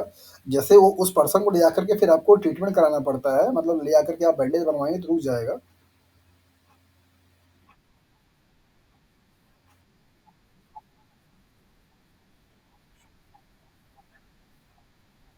बिल्कुल, बिल्कुल, बिल्कुल। ये तो मैंने पहले ही बोला कि ब्लड क्लॉटिंग की प्रॉब्लम की वजह से डेथ हो जाती है। सीवियर सपोज़ करो कहीं पे एक्सीडेंट हो गया या कहीं ज़्यादा थोड़ा कट फिट गया और आपकी वहाँ पे मेडिकल सुविधा अवेलेबल नहीं है, तो फिर आपका ब्लड बहना रुकेगा ही नहीं, आपकी बॉडी से ब्लड जाता ही रहेगा, जाता रहेगा। और अगर जैसे आपकी बॉडी को मिनिमम काम करने के लिए 4 लीटर ब्लड चाहिए। अगर 4 लीटर ब्लड के वॉल्यूम से अगर आपकी बॉडी में ब्लड कम हो जाता है, फिर आपकी बॉडी बॉडी सफ़र करना शुरू कर जाती है। फिर वो सर्वाइव नहीं कर पाएगी, कोलैप्स कर जाएगा पूरा सिस्टम। तो डेथ होती है, ये बात आपने सही पढ़ा है, जहाँ पे भी आवाज़ कट रही है अमित।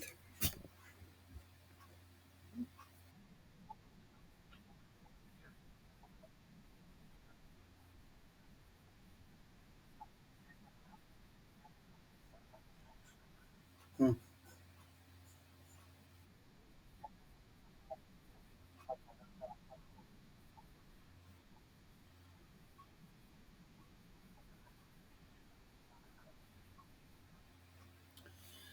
बिल्कुल, जो हीमोफिलिक पेशेंट्स होते हैं उनकी डेथ होना बहुत लाज़मी है, हो सकता है अगर सही तरीके का मेडिकल ट्रीटमेंट नहीं दिया गया उस कंडीशंस में या फिर अगर बहुत एक्सेसिव डैमेज हो गई है तो उस कंडीशन में, दोनों कंडीशन में, बहुत मुश्किल होता है।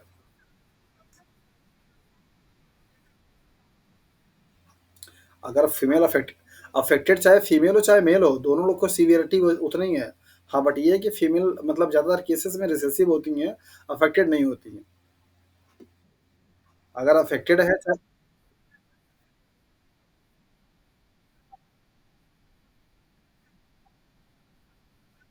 नहीं, नहीं वो ब्लड लीकेज नहीं है, ब्लड का टिश्यूज़ का डैमेज वो एक नेचुरल फिनोमेना है। ऐसा नहीं कि जो हीमोफिलिक मदर है वो उनको बेबी नहीं होता है। डैमेज का मतलब कि जो आपके नॉर्मल फ्लो हो रही है ब्लड का उसका कहीं पाथवे कट हो जाए। डिलीवरी के टाइम पे जो ब्लड ब्लीडिंग का प्रोसेस है वो नेचुरल है, उसमें कोई डैमेज नहीं है टिश्यूज़ का। और वहाँ पे आपकी क्लॉटिंग अगर जो जो नॉर्मल फीमेल है क्या वहाँ पे क्लॉटिंग थोड़ी होती है?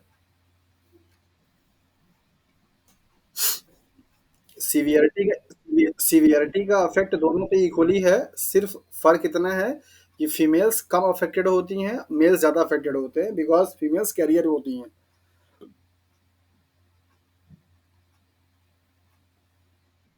हुँ, अमित कुछ बोल रहा है पता नहीं, बाकी लोगों को कुछ दिक्कत नहीं है, सब लोग ठीक-ठाक हैं?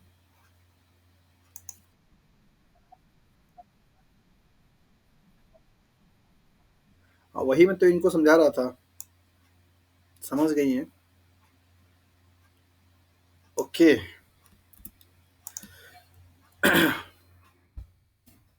नाउ नेक्स्ट है सिकल सेल एनीमिया।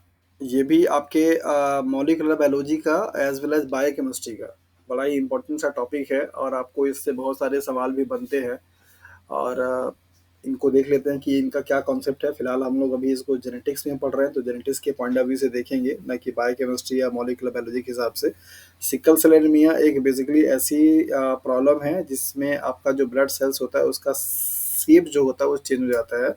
जो आपका बाइकॉन्केव शेप होता है आरबीसी का वो सिकल सेल हो जाता है। दैट इज़ व्हाई आप इसको सिकल सेल एनीमिया के नाम से जानते हैं।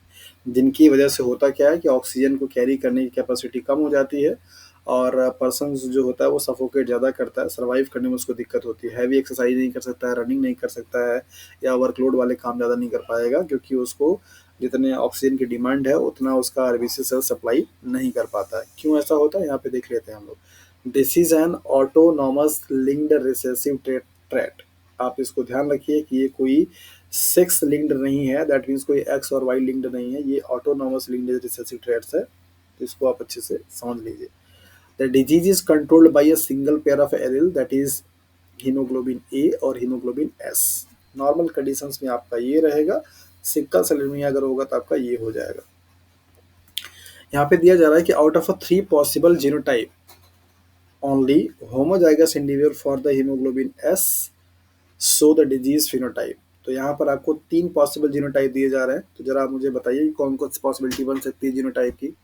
पहला तो आपका है हीमोग्लोबिन ए, हीमोग्लोबिन ए, दूसरा है आपका हीमोग्लोबिन ए और हीमोग्लोबिन एस, तीसरा है आपका हीमोग्लोबिन एस और हीमोग्लोबिन एस। इन दोनों कंडीशंस में आपको ये दिखाई नहीं देगा, ये कैसा दिखाई देगा, दैट इज द नॉर्मल।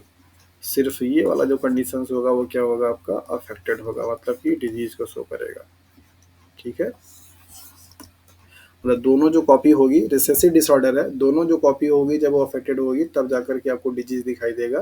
तो 3 जीनोटाइप पॉसिबल है इसके लिए और इन तीनों में से सिर्फ ये वाला जो कंडीशन होगा वही आपको दिखाएगा, मतलब होमोजाइगस कंडीशन होगा तब।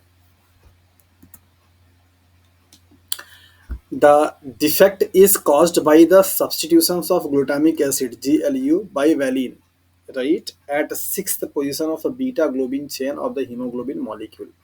आपने जाना है कि हीमोग्लोबिन मॉलिक्यूल एक टेट्रा पेप्टाइड चेन होती है जिसमें आपके क्या होते हैं, दो अल्फा चेन होते हैं, दो क्या होते हैं आपके बीटा चेन होते हैं। बीटा चेन में आपको यहाँ पे दिया जाता है कि ये एन टर्मिनल से लेकर के सी टर्मिनल, एन टर्मिनल से लेकर के सिक्स्थ वाले पोजिशंस पे जो ग्लूटामिक एसिड पाई जाती है उस ग्लूटामिक एसिड की जगह पे क्या हो जाए, वैलिन हो जाता है ड्यू टू द म्यूटेशन या ड्यू टू द अल्ट्रेशंस। इसी के वजह से आपका जो शेप है वो चेंज हो जाता है और इस टाइप के डिजीज़ को या प्रॉब्लम को आप सिकल सेल एनीमिया के नाम से जानते हैं। 3 सवाल जो कि फ्रीक्वेंटली पूछे जाते हैं सिकल सेल एनीमिया से। नंबर पहला, हीमोग्लोबिन के कौन से चेन में अफेक्ट होती है ये? तो आपको यहाँ पे याद रखना है कि ये टेट्रापेप्टाइड पॉलीपेप्टाइड चेन होता है, जिसमें से 2 अल्फा, 2 बीटा होते हैं। बीटा चेन में आपका ये पाया जाता है, पहला चीज़। कौन से पोज़ीशंस पे? दूसरा सवाल। तो 6th number of amino acids from the N terminal. N terminal से 6th नंबर वाले पे जो होगा, वो आपका क्या है? पोज़ीशन है। कौन सा अमीनो एसिड? तो आपका है that is the glutamic acid, जिसको कि GLU के नाम से जाना जाता है। ग्लूटामिक एसिड का रिप्लेसमेंट किससे हो जाएगा? वैलिन से हो जाता है। दैट इज़ वाई ये इसका शेप क्या होगा? चेंज हो जाएगा। तो ये 3 चीज़ बहुत अच्छे से आप याद रखिएगा। कौन सा अमीनो एसिड, कौन सा चेन, कौन सी पोजीशन। तो 6 बीटा एंड ग्लूटामिक एसिड, इस चीज़ को आप अच्छे से याद रखिएगा। यहाँ पे फिगर से आप इसको देख के समझ लीजिए। नॉर्मल कंडीशन पे आपको दिखाया जा रहा है कि डीएनए से आरएनए, आरएनए से प्रोटीन बनेगा और ये जीएजी जो सीक्वेंस से बना के आ रहा है, जीएलयू मीन्स ग्लूटामिक एसिड बना नॉर्मल प्रोटीन। यहीं पे आपका क्या हो जा रहा है? म्यूटेशन हो जा रहा है, जहाँ पर आपको दिखाया जा रहा है। और ये GAG के बजाय GUG बन गया, जिससे कि आपका क्या बनेगा? वैलिन बन जाता है। और यही वैलिन के अल्ट्रेशंस की वजह से सिकल सेल आपका बन जाएगा। इसी को आप सिकल सेल एनीमिया के नाम से जानते हैं। यहाँ पे जो आपकी आरबीसी सेल्स दिखाई देती है, कुछ इस तरीके का दिखाई देता है, लाइक दैट, इस तरीके से। जबकि नॉर्मल कंडीशन में आपको कैसे दिखाई देगा? ऐसा। यहाँ बीच में क्या होगा? आपके डार्क सर्कल रहते हैं। तो इनमें क्या है? फ़र्क है। तो एरिया का फ़र्क हो जाता है, जिसकी वजह से आपके ऑक्सीजन क्या होते हैं? कम जाते हैं। इसके बाद नेक्स्ट एंड लास्ट, हाँ।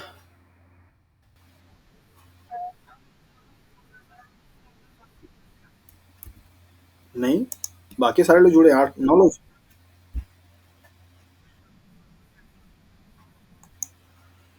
जुड़े तो हैं। अनामिका है और दृश्या है, प्रियंका है, रानू है, ज्योति है, जुड़े तो हैं सब लोग। एक बार फिर से रिज्वाइन करिए।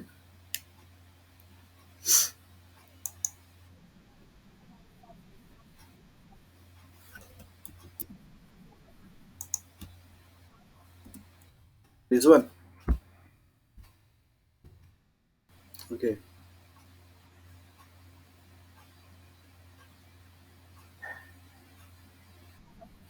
ओके, सो अब तक आप लोगों ने देखा haemophilia, colour blindness, sickle cell anaemia के बारे में। अब हम लोग जो पढ़ने वाले हैं दैट इज द फिनाइलकेटोनुरिया। ये भी आपका एक जेनेटिकल डिसऑर्डर में आता है, जहाँ पे एक एंजाइम की प्रॉब्लम हो जाती है और उस एंजाइम के न बनने की वजह से पर्सन्स की बॉडी में उस एंजाइम का जो सबस्ट्रेट होता है, उस सबस्ट्रेट का एकोमोडेशंस मीन्स एकोमोडेशंस होना शुरू हो जाता है, जिसके एकोमोडेशंस के हो जाने की वजह से उस पर्सन्स में बहुत सारी अबनॉर्मलिटीज़ आ जाती हैं, जिनमें सबसे ज़्यादा जो सीवियर है वो है मेंटल रिटार्डेशन। उसके दिमागी जो स्थिति होती है वो खराब हो जाती है, मतलब सही तरीके का वो जज नहीं कर पाता, सही से डिसीजन नहीं ले पाता और ब्रेन की जो एक्टिविटी होती है वो एफिशिएंसी जो होती है कम हो जाती है, रिटार्ड हो जाता है। तो ऐसे प्रॉब्लम को आप फिनाइलकेटोनुरिया के नाम से जानते हैं।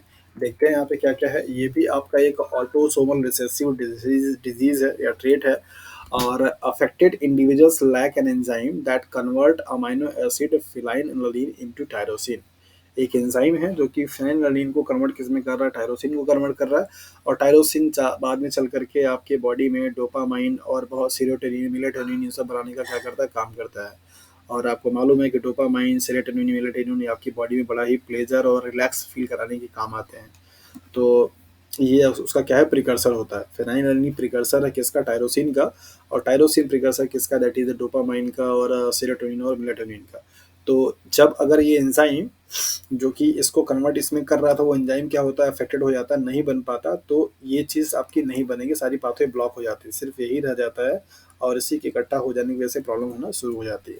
यहाँ पे दिया जा रहा है एज अ रिजल्ट किसके मतलब कि ये एंजाइम के न बनने की वजह से, result of this phenylalanine is accumulated and converted into the phenyl pyruvic acid and the other derivatives। जब ये एंजाइम काम नहीं कर रहा है तो ये फिनाइलएलानिन कन्वर्ट किस में हो जा रहा है? फिनाइल पायरुविक एसिड में और अदर डेरिवेटिव्स में, और इकट्ठा होके जमा हो रहा है। And accumulation of these in brain results in the mental retardation. और इन सभी का ब्रेन के पोर्शंस में या ब्रेन के एरिया में इकट्ठा हो जाने की वजह से दिमागी जो स्थिति होती है वो रिटार्ड हो जाती है, मेंटल रिटार्डेशन हो जाता है, और ऐसे कंडीशंस को आप फिनाइलकेटोनुरिया के नाम से जानते हैं। तो यहाँ पे आप देख लीजिए, ये फिनाइलएलानाइन है, और यही आपका वो एंजाइम है, that is phenyl aniline hydroxylase. अगर ये रहता तो क्या करेगा, ये टायरोसिन को बनाएगा, टायरोसिन से क्या बनेगा, आपका मेलानिन बनेगा, और मेलानिन बनेगा, फिर डोपामाइन बनेगा, फिर सेरोटोनिन बनेगा, और ये सारे आपके हार्मोन्स होते हैं जो कि आपकी बॉडी में अलग अलग फंक्शन क्या करते हैं, परफॉर्म करते हैं। यही एंजाइम की डिफिशियंसी हो जाती है तो आपका पूरा का पूरा ये आपका क्या होता है यहाँ पे, जैसे देखिए ये जब नहीं बनेगा तो क्या बनेगा, ये बन जाएगा फिनाइल पायरुवेट बनेगा, और ये डेरिवेटिव्स बनेंगे, और इनका क्या होता है, एकोमोडेशन होना जाता है, और इनकी इन्हीं के एकोमोडेशन के होने की वजह से आपके ब्रेन की एक टूटी जो होती है वो रिटार्ड कर जाती है, जिसको कि आप फिनाइलकेटोनुरिया के नाम से जानते हैं। क्या?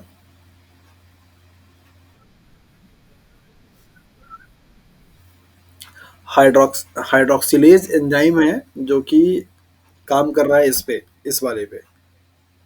हाइड्रोलेज नहीं है, हाइड्रोक्सिलेज है।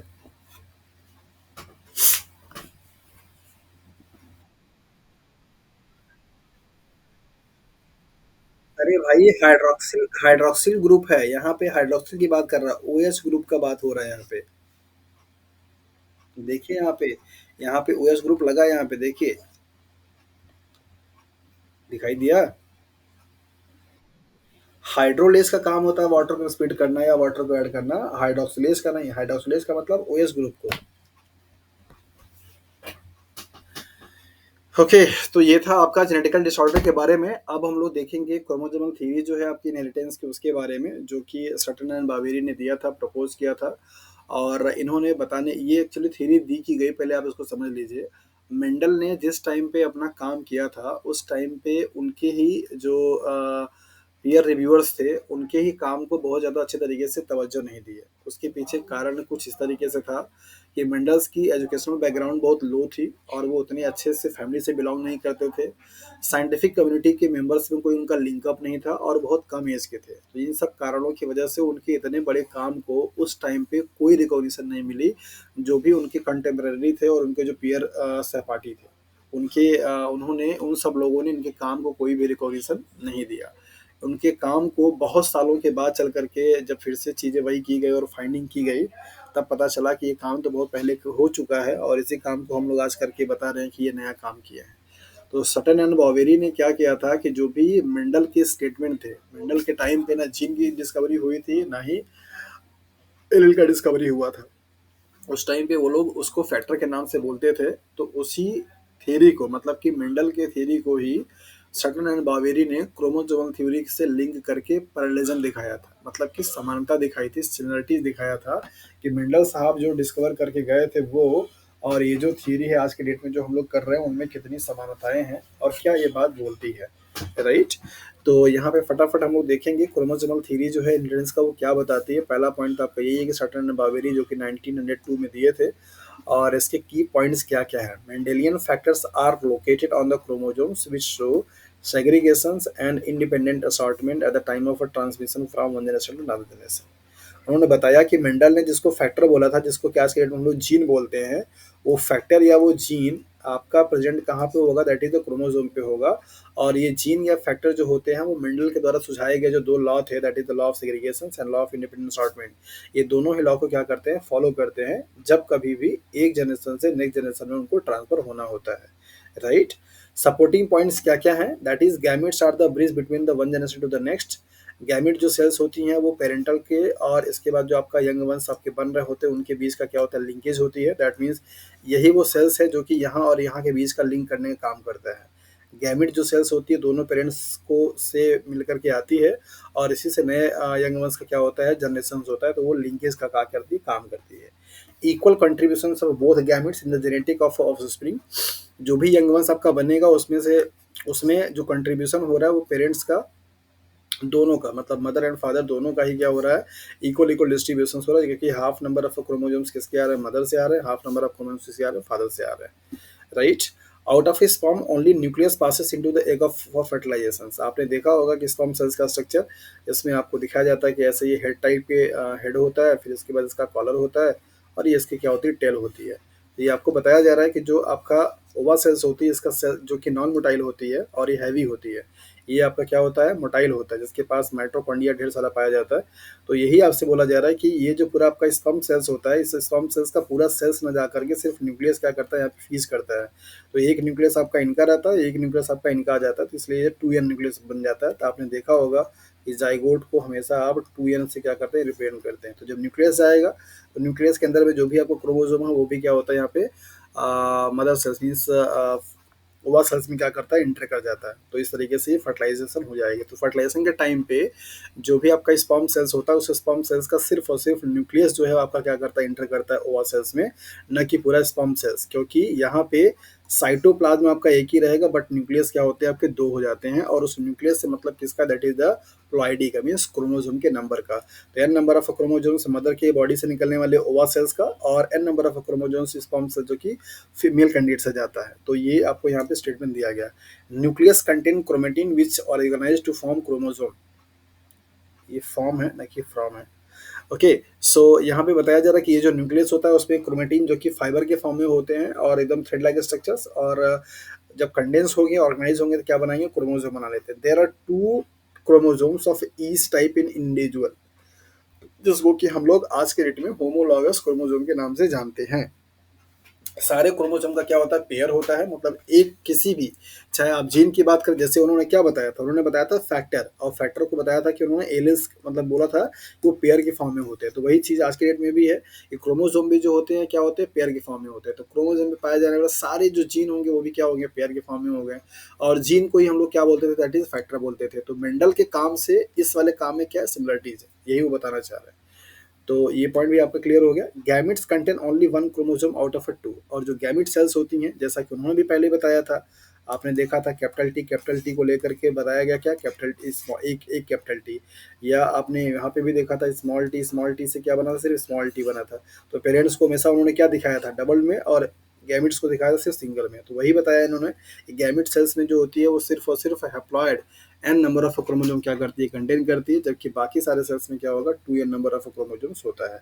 ये सारे पॉइंट्स बेसिकली मेंडल के द्वारा सुझाए गए जो लॉ थे, उन्हीं लॉ को ही क्या करते हैं, सपोर्ट करते हैं। दैट इज वाई ये बोला जाता है कि क्रोमोसोमल थ्योरी जो आप इनहेरिटेंस की है, वो मेंडल के इनहेरिटेंस लॉ को क्या करता है, सपोर्ट करता है। और उन्हीं के एक्सपेरिमेंट के बेसिस पे ये चीज़ की गई, तब जाकर के उनके काम को पहचान मिला, और उन्हें फिर फादर ऑफ जेनेटिक्स की उपाधि दी गई। हालांकि जब ये उपाधि मिली तब वो उस दुनिया में नहीं थे, ऐसा बुक में पढ़ने को मिलता है कि उनकी एज बहुत अर्ली एज में उनकी डेथ हो गई थी। और ऐसा भी पढ़ने को मिलता है कि जब भी वो 10th स्टैंडर्ड में थे तब जाकर के उन्होंने सारे एक्सपेरिमेंट किए थे। तो उनकी एज बहुत कम थी, और उनकी कोई पहचान नहीं थी साइंटिफिक कम्युनिटी में। दैट इज़ वाई उनके उस काम को उस टाइम पे रिकॉग्निशन नहीं मिला।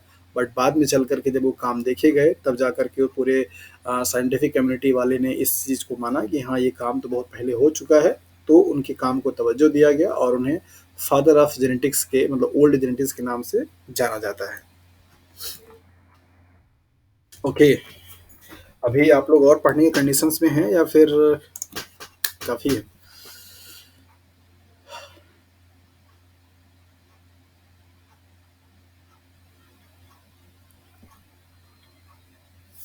चीज़ें समझ में कितनी आई, ये ज़्यादा इम्पोर्टेंट है। हाँ, मेंडल के टाइम पे दिए गए जो टर्म फैक्टर थे, आज के डेट में वो जीन है।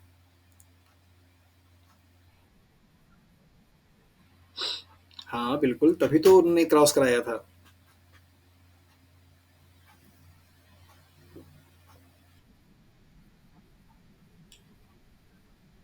क्यों, आप क्रॉस जब कराते हैं तो वहाँ पे लिखा जाता है कि पेरेंटल है और ये गैमिट्स है, बुक में देखिए।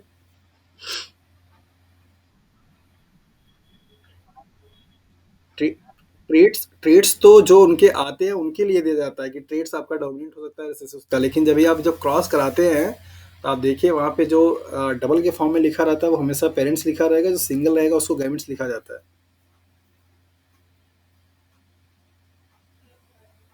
मेंडल के टाइम से पहले ही रिप्रोडक्शन की जो प्रोसेस थी, फर्टिलाइजेशन की जो प्रोसेस थी, वो आ चुकी थी।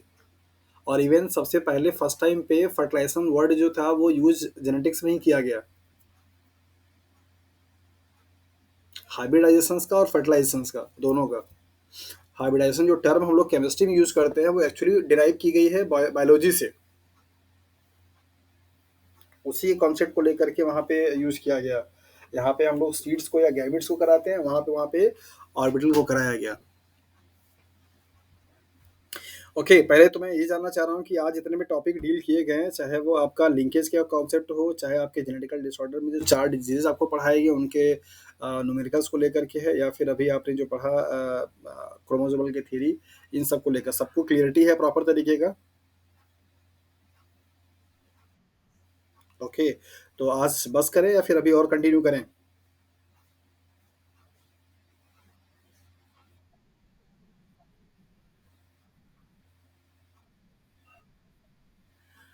चलिए ओके, बट बस एक चीज़ बोलना चाह रहा हूँ सब लोगों से कि जो भी पीडीएफ आज मैंने आप लोगों को ग्रुप पे 4-5 भेजे हुए हैं, और जो क्वेश्चंस मैंने भेजे हुए हैं, उन क्वेश्चंस को प्लीज़ आप लोग सॉल्व कीजिए।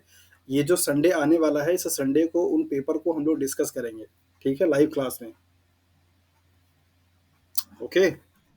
ओके।